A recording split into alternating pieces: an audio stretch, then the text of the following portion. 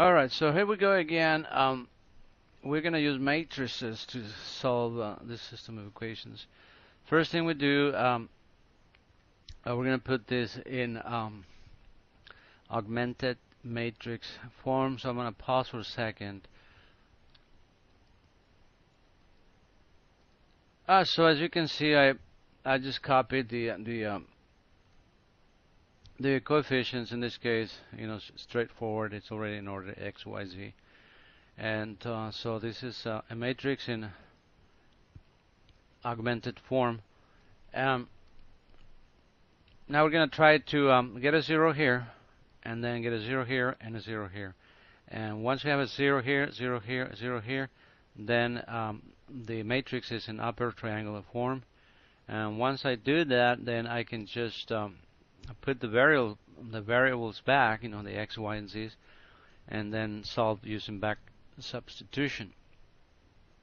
So right now the goal is to have a number 1 at the top, and then I can eliminate the corresponding number at the bottom. So here I can work with this row and this row. I eliminate the number 2. On the next step, I'll work with row number 1 and row number 3, and I'll eliminate row number 3. So let's eliminate the 2 in number 2 here. So I'm going to write my rule here. So my rule says negative 2 R1 plus R2. So this means multiply the first row by negative 2, and then we're going to add to row 1, and then I'm going to add row 2, and then I'm going to substitute that in row 2. So pause for a second and come back.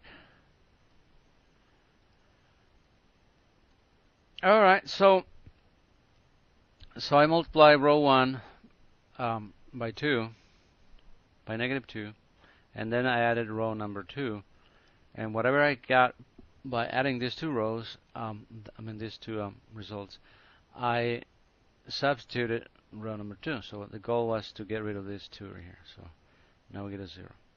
So we're going to do the same thing using row number 1, because it already has a 1. So once you have a 1 there, you can eliminate the other number here. So we're going to do the same thing. Number 1, we're going to multiply by negative 4. And then we're going to add row number 3.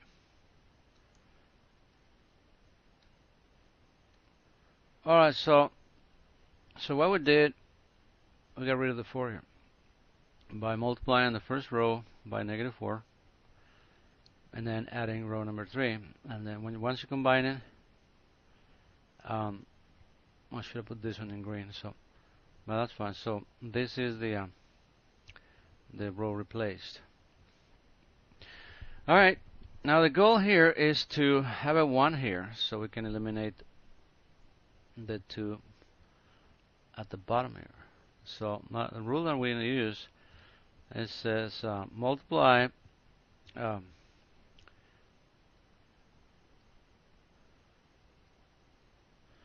row number 3 by 3, and then we're going to add row number 2, because we want to have a 1 here. So if we multiply this by 3, I get a 6, and then when you combine it with the negative 5, we'll get a 1. So let's pause and come back. Alright, so the goal was to have a 1 right here, and so we had a 5, and in order to get a 1, we multiply this one by 3, right? There's my rule, and then we add row 2, so that way we will get a 1 here. So once we combine these two, we'll get a 1 here, and that's what we have. So now that we have a 1 here, we can eliminate the 2 at the bottom. So let's come up with the rule.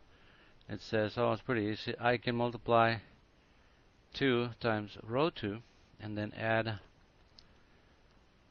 row 3.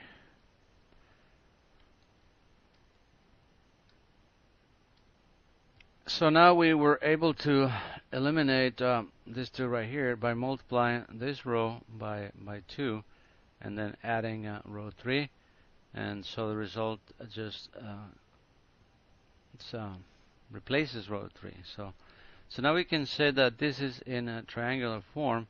We say that it's in triangular form because it kind of looks like a triangle to me. If you draw a line like right there, and like that, it looks like an upper triangle form, kind of. Anyways, so once you have all that, you can put back the variables, the x, y, and z, and then use a back substitution to solve. So let me pause the video and then show you the finished work. Alright, so you can see that we used the augmented matrix and just put back the variables, where there's a 0 we just don't put anything, and the first column is for the x's, second column is for the y's, third column is for the z, and the fourth column is for the constants. So we just put back the variables and then use back substitution. We can see that 231 divided by 33 is a -7 right here. And then we did the substitution for y, and y 0, same thing for x, we did the substitution, and x equals 3. So your answer should be 3, 0, minus 7. Thank you for watching.